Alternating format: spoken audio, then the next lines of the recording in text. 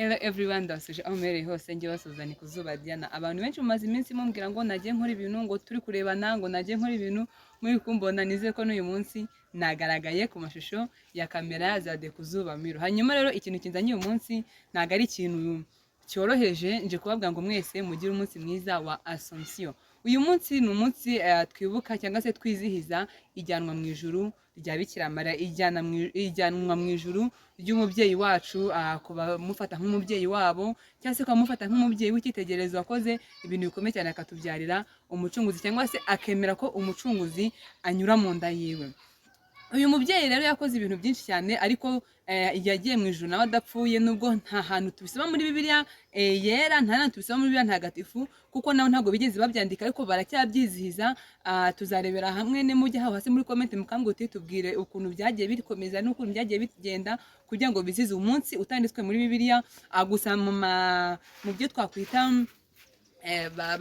babyitute ntabwo mbyibuka, ariko mu mibukiro harimo amibukiro ntabwo mbyibuka, ko hari ahantu nyine bavuga ibijyanye na Mariya. Gusa abakatolike cyangwa se abantu musengera muri Kiliziya Gatolika muze kujya epfo muri comment mutubwire inkuru za Bikira Mariya tuzisanga n'aha, ariko umunsi turimo turizihiza umunsi mukuru w'ijyanwa mu ijuru rya Bikira Mariya, aho uyu munsi ndetse n'igihugu kiwizihiza bagatanga amakonje. Murabizi abana uyu munsi ntabwo bagiye ku ishuri, abiga murabizi ko n'abandi hari abatagiye mu kazi kubera izo mpamvu. Ni umunsi rero igihugu nacyo kizihiza cyane, kidashingiye ngo turabisoma cyane tubisoma, ariko bizihiza uyu munsi. Uyu munsi rero ntabwo nubwo atashingiye ngo babyandike nabo nkuko byari kuba byanditswe, ndagira ngo nkubwe ngo nta nyandiko za Bibiliya zivuga mu buryo butaziguye uburyo Mariya yapfuye cyangwa se ibyakurikiyeho nyine nta bihari.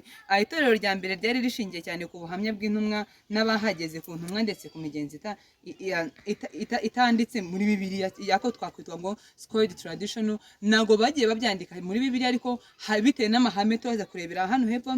Abakristo bo mu ntangiriro bari bafite umuco wo kubika ibanga ku byerekeye imva cyangwa aho ngo nyine bahungabanywe n'abashaka kubasuzugura cyangwa kubasenyera. Ibi bishobora kuba byaratumye nta nkuru yandikwa ku mugaragaro ku mva ya Mariya. Nyine barabibikaga. Wibuka ko na Yesu igihe yari ari mu gituro bari bashyizeho abantu bo kuza kuharinda, ndetse ko marayika yaje akabasinziriza, bikagenda ukuvuga ko bari baharinze, barindaga nyine ibituro by'abantu. Noneho nyuma aho Mariya nawe imva ye yaje kubura. Tuzabirebera hamwe, nimujya muri comment mukambwira uti genda ubiturebere. Ikindi kandi ni uko igice cya kabiri cy'inyandiko nke, cyangwa se igice cya kabiri, igihe cya kabiri barimo barandika za Bibiliya, hari inyandiko zitari muri Bibiliya ariko zakoreshwaga mu bihe cyangwa se mu bice bimwe na bimwe by'itorero, harimo nuko gusohoka kwa Mariya nyine, ariko muri Bibiliya nyine bagenda batubwiramo uduce dutoya cyane tutagize cyane.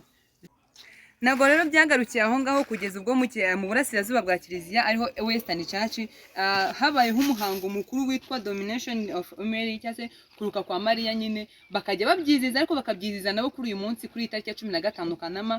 Noneho ariko none ibyo bintu biragenda noneho bijyanaho mu burasirazuba none bwa Church, cyangwa se mu burasirazuba bwa Kiliziya Gatolika, ariho aka kanya twita i Roma. Naho baragiye nyine barabyizihiza ko bo babihindurira izina bahita byitwa ngo Assumption. Niyo mpamvu kugeza uyu munsi ntabwo tukivuga ngo ni iruhuka rya Bikira Mariya, ahubwo tuvuga ngo ni ijyanwa mu ijuru rya Bikira Mariya.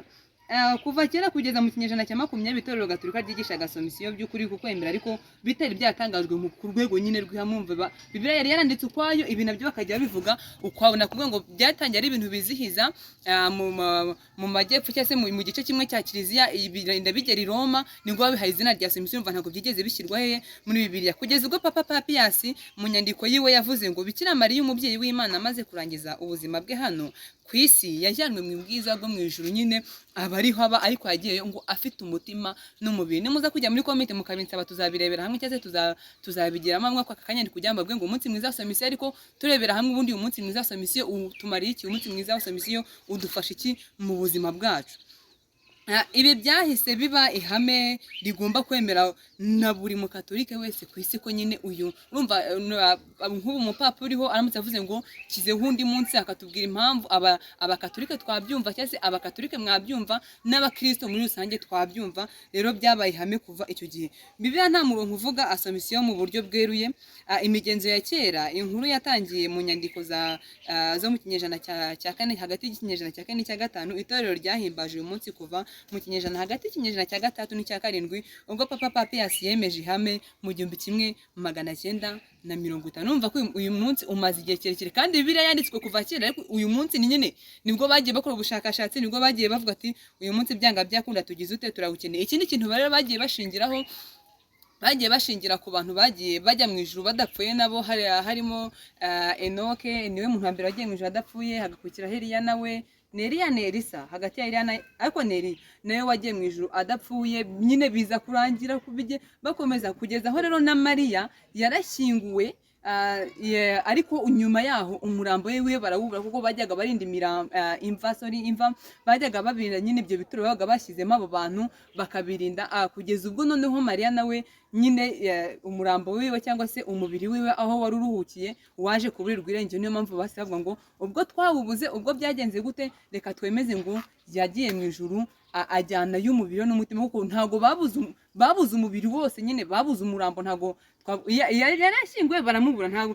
Ariko umuntu wenda utizera nawe yagatekereje akavuga ngo se ntago baje bakamwiba. Oya, ntago bamwibye kuko hari harinzwe kugeza naho abo barinzi ubwabo nibo bifunguriye bakawubura. So nimubishaka tuzajya mu kindi kiganiro gikurikira cyangwa se mu kindi cyegeranyo gikurikiraho tubirebera hamwe. Aka kanya tugiye kwa ducumbikiye ahangaha. Icyo nakuvuga ngo jya muri comment aho hepfo umbwire ngo ko wambonye wahora gushaka kumbona wabibonye ute cyangwa se wabyakiriye ute. Ese ibyindi byegeranyo byose tugiye tubikora turimo turagara gutya cyangwa tugiye dora tubikora n'undi twishe. Icyiza ni iki, reka ngo ikiganiro nakagaruka ntibagirwe gukanda subscribe kuri channel yacu Kuzuba Miro. Like ni ingenzi, comment yawe n'igitekerezo cyawe turagikeneye, kandi ubwo no kudutuka umwanya bari wawe kuko ntago twigeze tubifunga ubu byemerewe.